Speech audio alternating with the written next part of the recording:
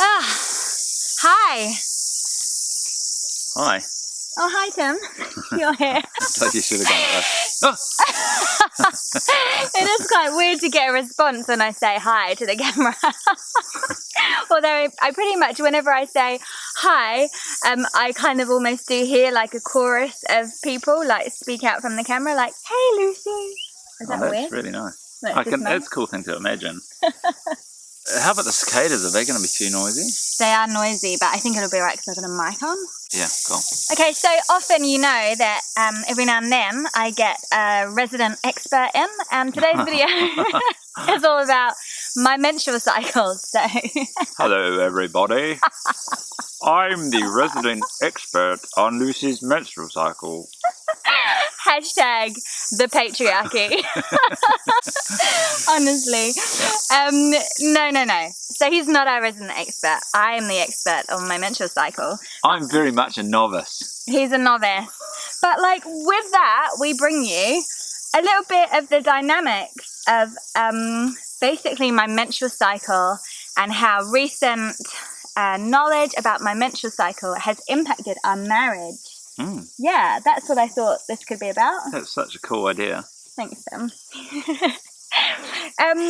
So some of you will know that in recent years, probably the last 3 or 4 years, I've come to a new understanding of my menstrual cycle. Oh, sorry. Hello. Are you going to give an explanation about that beautiful chirping sound? Okay, that beautiful chirping sound are cicadas. You've probably heard them a lot in my recent videos, but it's seriously beautiful. But wow. Yeah, just beautiful. That's all. That's the soundtrack of our life at the moment in New Zealand summer is cicadas. Yeah. So my recent understanding about my menstrual cycle is very much that my menstrual cycle, or our woman's menstrual cycle, comes in these sort of seasons. So I was inspired by the book Wild Power, which I highly recommend you check out. And the idea is that when you bleed, that's your winter. And then from winter, you move into spring. And that's when you start to kind of come out of your shell a little bit. And then from spring, you move into summer. And that's ovulation. And that's when you're like a superwoman. And then from summer, you move into autumn, which is when you start feeling a bit more vulnerable and start closing down the shutters a little bit. And then you're back into winter. So the first day of your period is day 1 of your 4 seasons about to begin. So I've talked a little bit about that. I'll link to those somewhere around here. So if you want more information about seasons, definitely check those out. But today, I wanted to chat about some of the practical ways that I work with my menstrual cycle seasons and how that has, really influenced our relationship in a real good way. I reckon, eh? Yeah, cool. Okay. Cool. So, where to kick off? It's quite hard to start this conversation. Are you going to say something like, a while back, like we went through a bit of a difficult phase in which there was kind of a mismatch of expectations in regards to our sexual practice,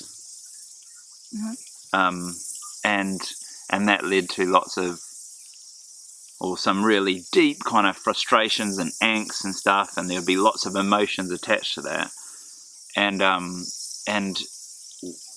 it wasn't a nice place to be, and there was lots of, we had some big talks, and some of that was really deep emotional kind of like spilling out of things, and but then through that process, we've come to a better understanding of each other and about how we each operate and work and who we are, and now we are enjoying, through that better understanding of each other, a really awesome physical relationship in which we can express ourselves in ways that can be warmly reciprocated. Yeah, that's a really great intro. Thank you. Yeah. Okay. So that's awesome. That's pretty much exactly right. Like we were sort of trying to get in a good place together, and it was a bit frustrating, and I can remember like having this conversation with you, and I just went blah, and I just spilt my guts about my menstrual cycle and how that affects my like libido.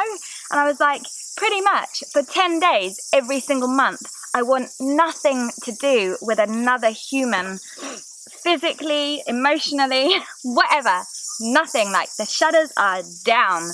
And that for you was like, you were like, oh, I totally didn't know that. And like you hadn't really, or I hadn't really expressed exactly how strongly I feel not up for it, basically. And then you hearing it was quite a revelation. And from then on, and then from there, we had this big conversation about how the different seasons feel for me. And then we kind of got into this really cool like ritual or rhythm of every month. So in springtime, we really celebrate our fertility and up for itness, and it's something to look forward to. And we might have like a date or a dinner or something special. And in spring and summer, we can both initiate, like it's just a free-for-all, in the spring or summer. And then... Free-for-all is probably not really the correct term. That's true, actually. It's not free-for-all, but it's an open door policy within our marriage. Yeah, within the confines of consent and things like that. Yeah. Also. And then autumn begins, and then between autumn and winter, Tim cannot initiate. It's all about me initiating in autumn and winter. So it's not that we absolutely don't get together in the bedroom. It's just that the ball is in my court from then on. And this has been really magical for us, eh? It sounds a bit legalistic, but it's kind of not so much Tim cannot initiate. That's kind of like, don't bother Tim.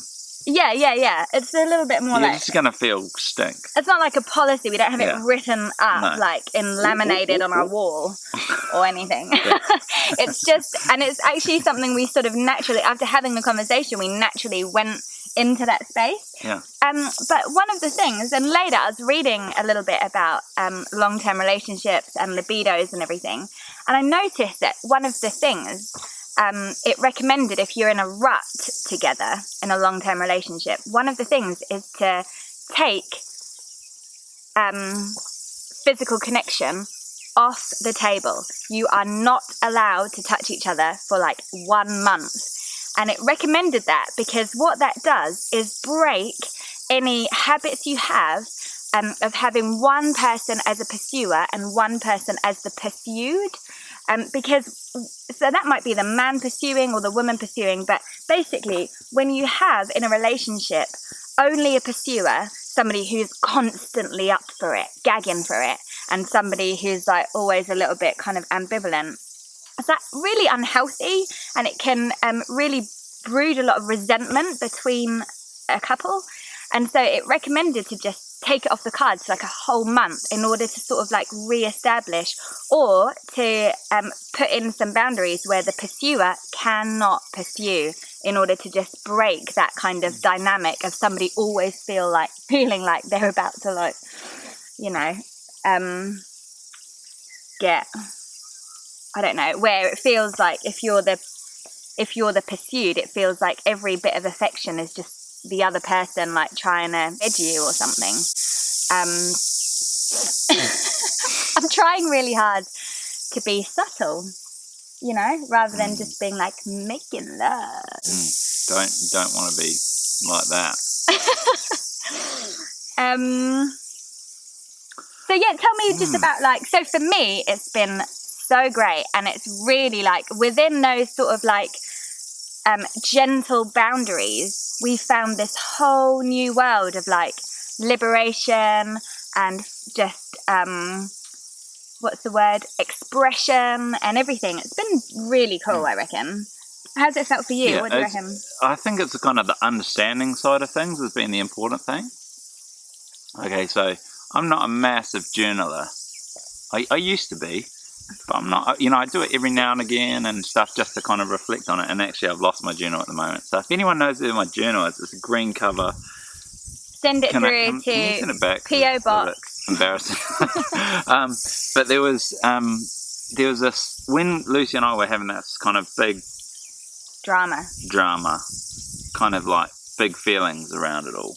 It was at one stage, we went to kind of off to have some space and did some journaling and things like that. And then when I was looking back on my journal, it's like I noticed there's a bit of a pattern, and it's like pretty much every month it's like, Lucy doesn't love me. Why does she, just reject me? This kind of like, and all of a sudden I realized, okay, it seems like it's about every like 28 or 30 days. It seems like there's a little bit of a pattern here, and it was like that marked, and that was kind of enlightening, and as far as the first kind of step to this. Yeah. And for me, it's obviously not really having a menstrual cycle myself.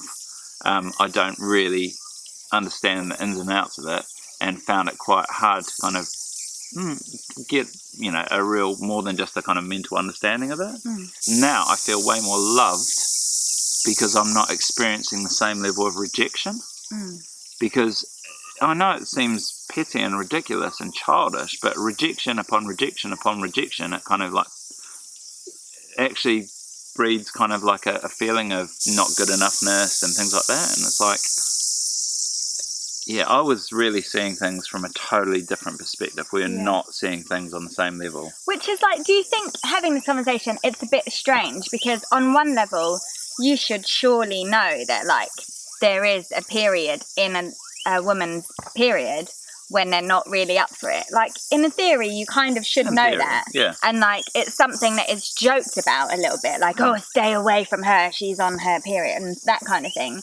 But it's not really totally understood exactly how strongly that can be felt by a woman. Like, for me, it's in autumn. It's not even so much winter. Like, actually, winter, I actually find quite a powerful time of libido. But it's like autumn, and it's not like, oh, I'm not really that up for it. It's like, no. It's so clearly like during autumn, like, it's not happening. But this is just you, isn't it? This doesn't necessarily equate to everyone. No, but I think you didn't quite get how extreme that was. So you'd be like, I just need to work harder, I just need to be kinder, I just need to do more dishes and love her more, be more romantic and affectionate, and that will help. That will, But that just leads to a deeper sense of rejection, because you've made such an effort on it. Exactly. So you're like trying, and I'm just like, nope. You shall not pass, kind of thing. And so then that's when it's really felt extremely, isn't it? Yeah. So it's not really, for a lot of women, it's not a case of like the man just trying harder. It's about just picking the right time. And I think that is what perhaps I hadn't really got across to you for like the first part of our marriage, No. So it's like I'd just be a little bit like, I'm not really feeling that into it or something. And so then you could then interpret that in all a million different ways. Yeah, and there's heaps of kind of like public perceptions of kind of libido and kind of how often you have sex and stuff that's not at all based on a woman's perspective. No, yeah. That's entirely based on a man's perspective. I remember hearing a story about some guy who's like has sex with his wife at least once a night, and that's just normal. They ended up breaking up, but it's kind of like there's an expectation that is a successful sex life. Yeah. You know what, as well, I don't actually think that's true. Like, I saw a poll on Instagram of married couples, and it was like something like 20% were having sex once or twice a week. Something like 50% were having sex once a month. And then there was like 30%, like the rest, like a huge chunk of people just hadn't had sex for like months and months and months. And, so there's so many myths out there about what long-term relationships and marriage look like in the bedroom. So everybody, particularly guys, everybody's like, oh, everybody's getting loads of it. Yeah. Apart from us, what's wrong with us? And actually, you know, if you're having it regularly in any way, like, you're actually doing really quite well. But I definitely think that bringing in this idea of seasons means that, like, for quite a big chunk every month, like, it's awesome. Yeah, because definitely the kind of pain of rejection, like, it's really affects your ego, and you try to initiate something without the understanding of kind of like where Lucy's at on things, and then the rejection comes, and then that rejection is felt for a stretched out period of time. So it doesn't actually surprise me, that idea that lots of people are not having sex at all, barely, because once you start piling up rejection upon rejection, actually you stop wanting to initiate, because it's just painful and you feel horrible and feel undervalued and unloved and things like that, and you go, oh, I could try again because to get that physical need met or something like that, but then it's like, oh, it's only going to make me feel crap. Another thing to say is, like, the messaging that we get from kind of popular media and stuff, it's not just about not, you know, you've got to try harder, it says, you know, you've got to do this, that and the other thing. More flowers. But you also have to be better, you have to look better, you have to smell better, Be more you have sexy. to have cooler clothes, you have to be more bad boy. Bad boy. And so it's kind of like it all becomes about me not adding up, and so I need to change me. Yeah. And so it just leads me to kind of buy more cool gear and, you know, do my hair. He's always buying cool gear and doing his hair, honestly. And, you know, trying a different aftershave. Yeah, that's really true, actually. Yeah. Yeah, not good enough culture. Yeah.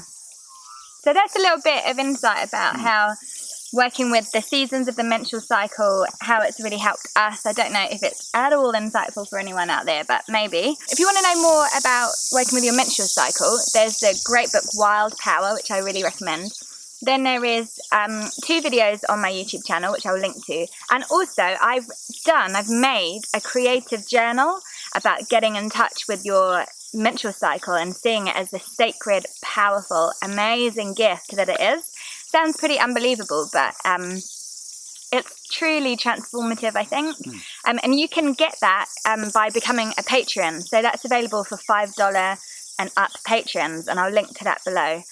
Every now and then on Patreon, about 3 or 4 times a year, I create something that's just for patrons, and that's one of the last resources I made. So I think you might really enjoy that. Is there anything else? Yeah, I like, for partners, I would definitely say it's made a massive difference in my life, and it's really revolutionized our relationship, but also massively about how I feel about myself. It's actually had a huge effect on that.